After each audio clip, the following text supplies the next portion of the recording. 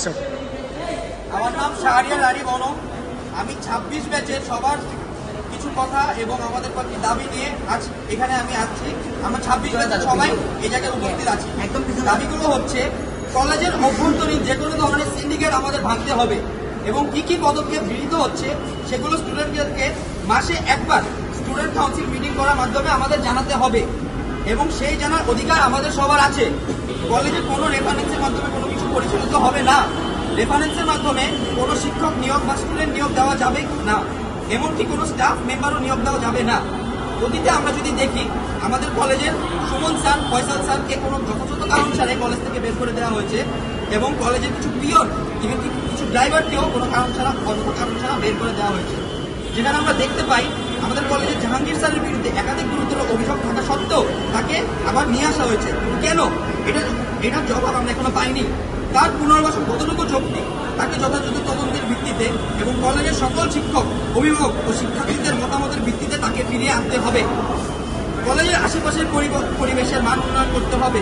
কলেজের আমাদের যে গেট রয়েছে, এই গেটে আমরা দেখতে পারি যে আমাদের মারামারির সময় আমাদের প্রত্যেকজনের কাছ থেকে 1500 টাকা করে নেওয়া হয়, কিন্তু আমরা যদি দেখতে পারি কোনো দৃশ্যমান উন্নয়ন আমরা দেখতে পাবো না। মেরামত ফি হিসাবে আমাদের 1500 টাকা যদি ধার্য করা হয়, তাহলে এই টাকাটা কোথায় যাচ্ছে? আমাদের জানার অধিকার সবার আছে। সিটি কলেজের মতো সুনাম করা কলেজে কি এটা শোভা পায়? যোগ্যতার উপরে ভিত্তি করে কলেজে শিক্ষক নিয়োগ দিতে হবে এবং যাতে কলেজের ভিতরে কোনো শিক্ষক রাজনীতি না চলে সেটি বাধ্যতামূলক করতে হবে। আমাদের শিক্ষার মান উন্নয়নের জন্য যে পদক্ষেপগুলো নেওয়া দরকার সেগুলো দ্রুততম সময়ের মধ্যে নিতে হবে। পরবর্তী সময়ে দাবি মানার কথা বলা হয়, আমাদের প্রতিবারই বলা হয়, কিন্তু এটা বলা হলেও বর্তমান লক্ষ্যে কেউ কাজ করছে না।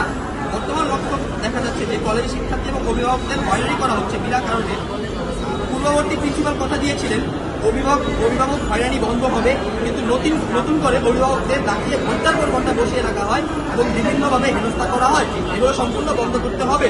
কোনো অভিভাবককে কোনোভাবে হয়রানি কিংবা অপমান স্বরূপ কথা বলা যাবে না। কোনো শিক্ষার্থীদের দোষ থাকলে তাকে বিচার এর আওতায় আনতে হবে। কিন্তু আমরা প্রায় সময় দেখে আসছি কিছু থেকে কিছু হলে স্যার ম্যাডামরা শিক্ষার্থীদের পিছিয়ে নিয়ে চলে যেতে হবে। কেন? আমরা কষ্ট করে কলেজে পড়তেছি, আমাদের বাবা মারা টাকা দিচ্ছে, টাকাগুলো কোথায় যাচ্ছে? হত্যার হুমকিদাতা প্রফেসর জাহাঙ্গীর স্যারকে কোনো প্রকারের তদন্ত ছাড়া কলেজে ফিরিয়ে আনা কেন হলো, তার জবাবদিহিতা আমাদের নিশ্চিত করতে হবে এবং পরবর্তী 2 কর্মদিবসের মধ্যে আমাদের তা নিশ্চিত করতে হবে। তার বিরুদ্ধে শুধু হুমকি নয়, মেয়ে শিক্ষার্থীদের সাথে আপত্তিকর আচরণ এবং কথা বলার অভিযোগ রয়েছে। কলেজের ক্লাবগুলো রানিং করা হবে এবং ফান্ডিং করা হবে, এই কথা বলা হলেও যখন কোনো প্রোগ্রাম আয়োজন করা হয় তখন বলা হয় কলেজে কোনো ফান্ড নেই, কোনো টাকা দেওয়া যাবে না। এই সমস্ত দুর্নীতি অনিয়ম বন্ধ করতে হবে। কলেজ প্রশাসনকে এবং ক্লাবগুলোকে পর্যাপ্ত পরিমাণে ফান্ডিং দিতে হবে। যেই ক্লাবগুলো কলেজে কোনো মুখ্য ভূমিকা রাখতে পারছেন না, তাদের দ্রুততম সময় বন্ধ করে দিতে হবে। Science club, sports club, debate club, arts and club বাদে যে সকল ক্লাবগুলো রয়েছে তাদের কোনো ভূমিকা আমরা কলেজে দেখতে পাচ্ছি না।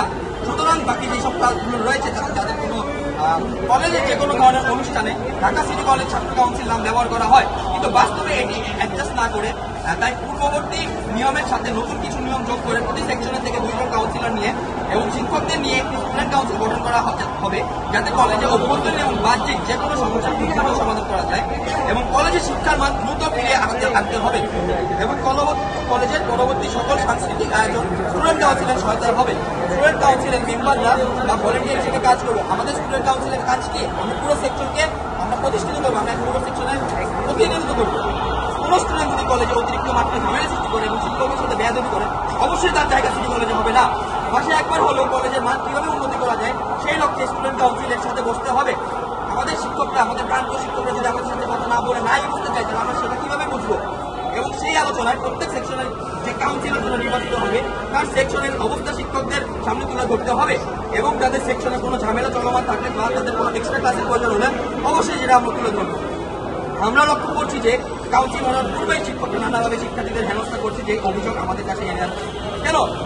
আমাদের যে কাউন্সিল আছে এটার মানে তো কলেজের ক্ষতি করা না, আমরা অবশ্যই কলেজের ভালো উদ্দেশ্যে কাজ করবো, কিন্তু এখন শিক্ষকরা যদি আমাদেরকে হেনস্থা করে তাহলে তো হবে না। আজকে যারা আসছে তাদের এই বিষয়ে কোনো প্রকার কোনো হ্যারাসমেন্ট করা যাবে না।